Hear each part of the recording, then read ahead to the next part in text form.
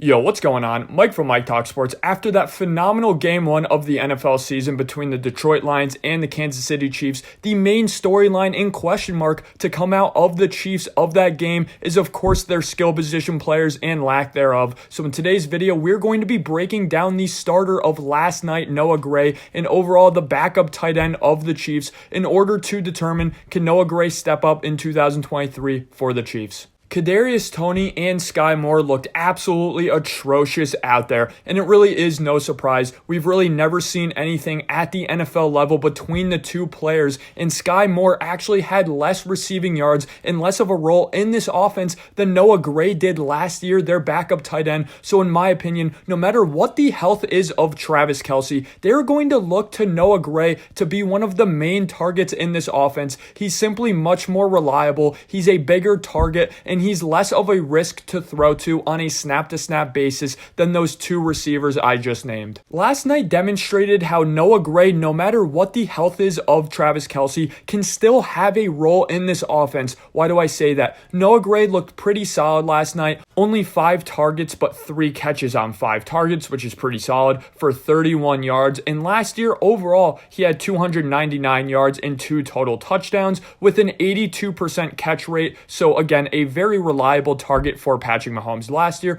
But again, I think he'll have a role regardless of the health of Travis Kelce, because Blake Bell, the backup tight end last night, and overall the third string tight end on the team, had a nice touchdown last night. They do like running 12 personnel out there because it really does mix in and disguise the pass with the run game. So overall, Noah Gray will get a solid amount of snaps this year no matter what, and he really will be targeted around that goal line. And while Noah Gray isn't this highly touted prospect, he was a 5th round pick out of Duke in 2021. He does have pretty solid physical talent, and he's still a pretty young guy at 24 years old, 6'4" at 240 pounds.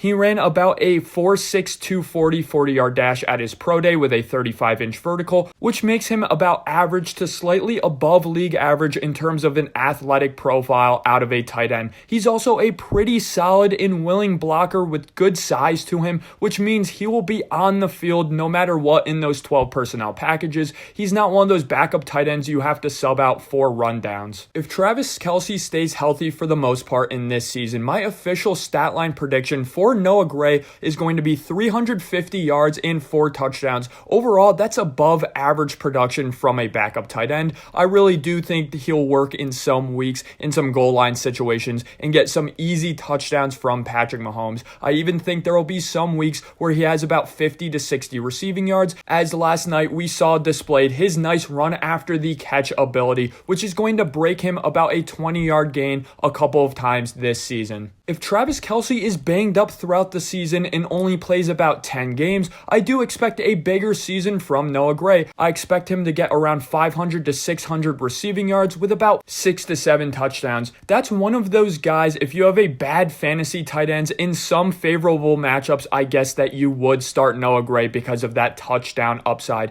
Now, projecting him going forward, I don't think he will replace Travis Kelce, just because I do think Travis Kelce has a few more good years left in him, and by the time Travis Kelce is gone, Noah Gray will be on his 2nd contract, and at that point, the Kansas City Chiefs with Patrick Mahomes are going to look to add a higher upside guy in the draft earlier than a 5th round pick. Thanks for listening to today's video. Let me know in the comment section below, what are your thoughts on Noah Gray? Do you agree with my take that he's a more reliable target at this point in their career compared to Sky Moore and Kadarius Toney?